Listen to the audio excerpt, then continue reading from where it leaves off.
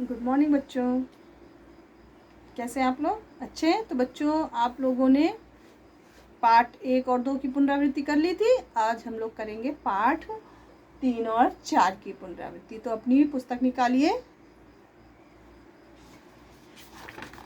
व्याकरण निधि, और पाठ 3 ओपन कीजिए। स्वरों की मात्राएं।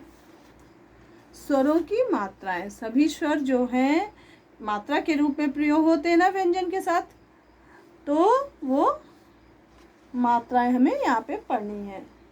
देखिए, आ छोटा है ना, आ की कोई मात्रा नहीं होती। आ एक पाई।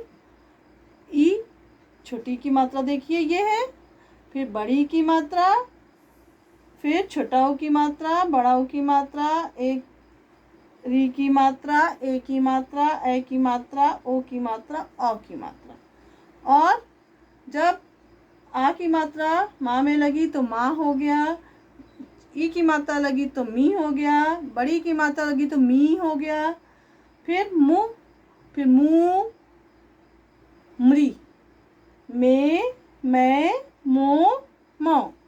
ठीक है, तो ये आपकी मात्राएं हो गई।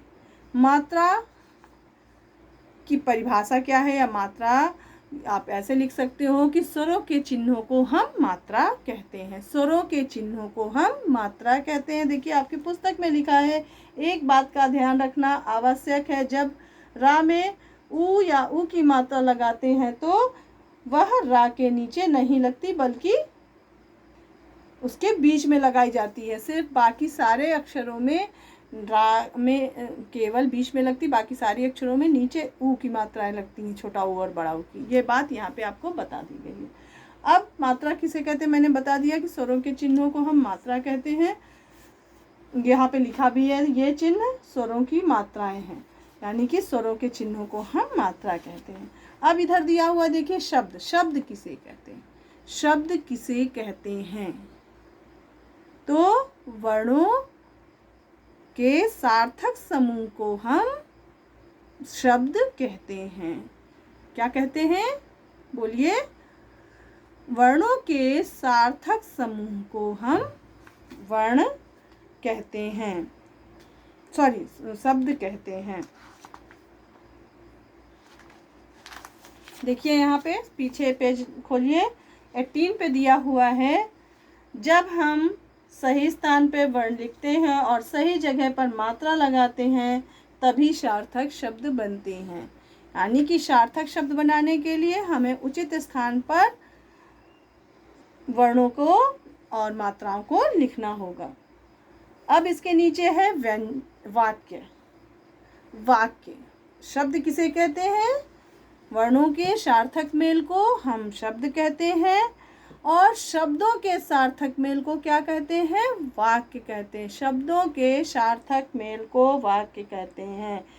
शब्दों के सही मेल को हम वाक्य कहते हैं, या शब्दों के सार्थक मेल को हम वाक्य कहते हैं। दोनों चीज़ें आप लिख सकते हो। ठीक है, तो ये हो गया आपका पाठ 3।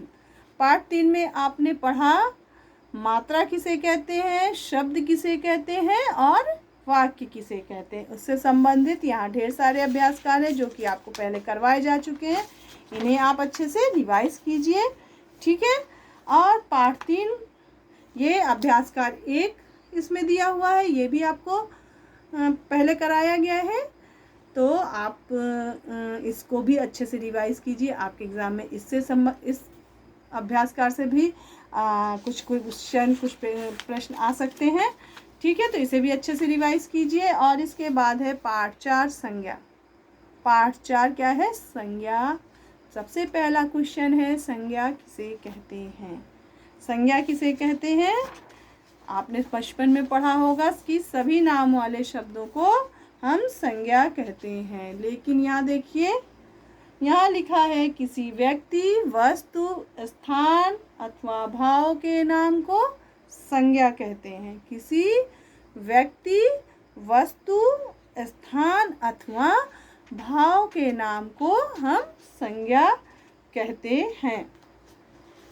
तो आपके इस पार्ट में आपको सिर्फ और सिर्फ क्या पढ़ाया गया, संज्ञा पढ़ाया गया है। संज्ञा के भेद आपको भी नहीं पढ़ाए गए।